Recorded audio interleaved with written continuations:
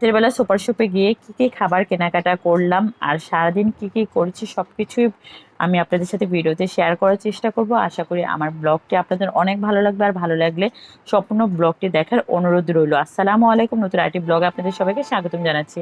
আশা করি সবাই ভালো আছেন, আমি আল্লাহর মধ্যে ভালো আছি।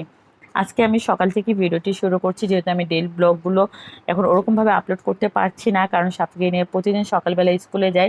সেই জন্য সকালবেলা খুব তাড়াহুড়ো করে রান্না করি, আর সেই রান্নার ভিডিওটা আপনাদের সাথে ওরকম শেয়ার করা হয়নি।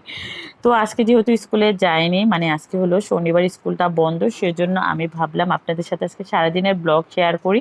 তো এই ভিডিওটা যেহেতু আজকে মানে শনিবারের করা, তাই 2-3 দিন আগের করাই ভিডিও।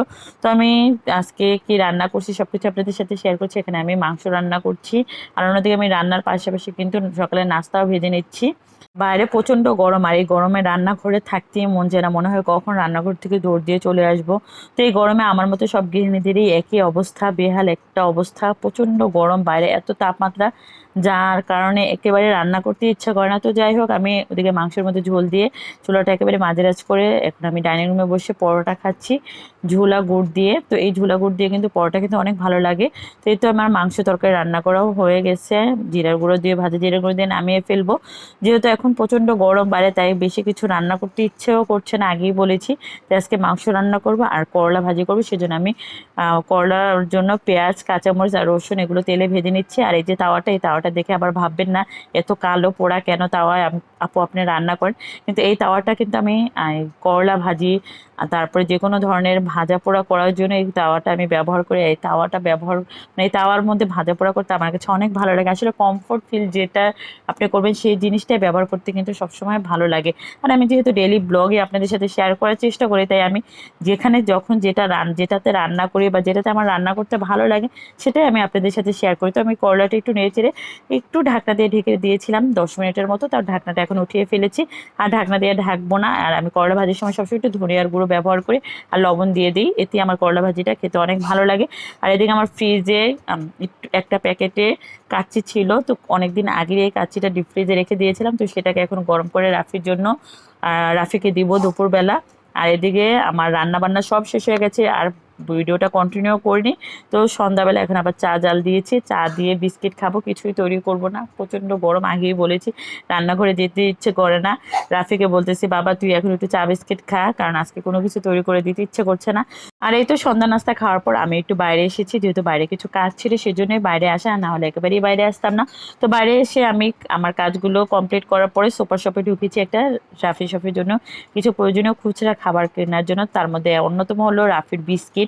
রাফি প্রচুর বিস্কিট খায়, মানে ওর বিস্কিটটা খুব পছন্দ, তো বিভিন্ন ফ্লেভারের বিস্কিট খায়, তো ওর জন্য অনেক ধরনের বিস্কিট নিলাম। তো এখন পাস্তা নিব, চিন্তা করতেছি কোন পাস্তাটা নিব। তো এই পাস্তাটা আমার কাছে মানে বাই ওয়ান গেট ওয়ান এই টাইপের ফ্রি পাস্তাগুলো দেখে আমার কাছে অতটা ভালো লাগেনি, সেজন্য এই পাস্তাগুলো দেখতেছি, পরে ভাবলাম যে না এগুলো নিব না, ভিতর থেকে নিব। তো দেখা দেখি শেষ, এখন আমি আবার মানে অন্য জায়গা থেকে পাস্তা নেব, সেজন্য হাঁটাহাঁটি করতেছি।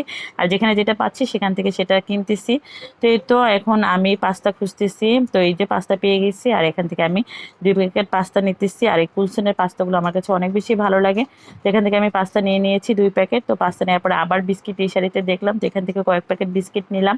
তো বিস্কিট টিস্কিট নেওয়ার পরে আমি বাসার জন্য একটু সয়া সস নেব, আর হলো কেওড়া জল নেব, যেহেতু আমি কেওড়া জল আর সয়া সসটা আমি কেওড়া জলটা পোলাও, রোস্ট সব কিছুতেই ব্যবহার করি, আর সয়া সসটা আমি যে কোনো চিকেন রান্নার ক্ষেত্রে বা যখন পাস্তা বা নুডলস, চাউমিন রান্না করি তখন আমি সয়া সসটা ব্যবহার করি। সে যেহেতু আমি প্রায় চিকেন ফ্রাই, ফ্রাইড রাইস বা পাস্তা, চাউমিন যেটাই রান্না করি না কেন সব কিছুতেই আমি সয়া সসটা ব্যবহার করি, সেজন্য আমি সবসময় সয়া সসটা রিজার্ভ একটা রেখে দিই। তো এই তো আমি সব কিছু কেনাকাটা আমার শেষ, এখন আমি বিল পে করব। তো সব কিছু কেনাকাটা করে আমি এখন কাউন্টারে জমা দিয়েছি, বিল দিব। তো সব মিলিয়ে আজকে সারাদিনের ব্লগটা আপনাদের আশা করি ভালো লেগেছে, যদিও সারাদিনের ছোটো ছোটো ক্লিপই আপনাদের সাথে শেয়ার করেছি, পুরোটা দিন আপনাদের সাথে ওরকমভাবে শেয়ার করা হয় না। তো যতটুকু শেয়ার করা ততটুকুই শেয়ার করেছি। আশা করি আমার ব্লগটি আপনাদের অনেক ভালো লেগেছে। আর যদি আমার ব্লগটি আপনাদের ভালো লেগে থাকে তাহলে অবশ্যই সম্পূর্ণ ব্লগটি দেখবেন, কমেন্টস করবেন, ভিডিওটা শেয়ার করবেন। আর অবশ্যই আমার পাশে থাকবেন, আমার পেজের পাশে থাকবেন। আর সেম নামে আমার ইউটিউব চ্যানেল, সেই চ্যানেলটি থেকেও পারলে একটু ঘুরে আসবেন। আজকের মতো এখানেই বিদায় নিচ্ছি, দেখা হবে পরবর্তী ব্লগে। এ পর্যন্ত সবাই ভালো থাকেন, সুস্থ থাকেন, আল্লাহ হাফেজ।